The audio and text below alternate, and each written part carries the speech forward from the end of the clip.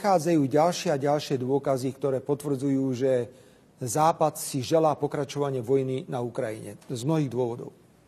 Ja si dokonca myslím, že vojna vyhovuje aj prezidentovi Zelenskému, pretože prichádza neustále pomoc na Ukrajinu. Tých dôvodov je pomerne veľa.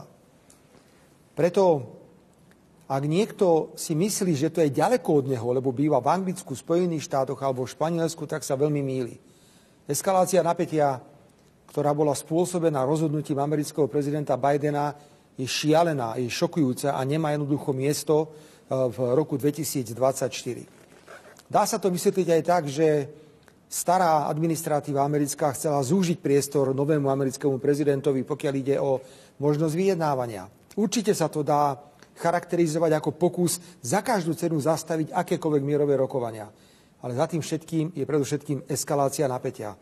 Keď už začínajú lietať rakety nad hlavami a zasahovať rôzne ciele, je len otázka času, kedy dôjde k tragédii, ktorá môže naštartovať konflikt nevídaných rozmerov. Patrí medzi ľudí, ktorí veľmi dobre vedia, akú úlohu zohrala Červená armáda a národy bývalého Sovietskeho zväzu pri oslobodzovaní Československa a Slovenska. Bol som tento rok aj v Normandii, pretože ja si vážim každú obeť druhej svetovej vojny, aj tie obete, ktoré boli pri otvorení druhého frontu. Ale na budúci rok je to 80. výročie konca druhej svetovej vojny a víťazstva nad fašizmom.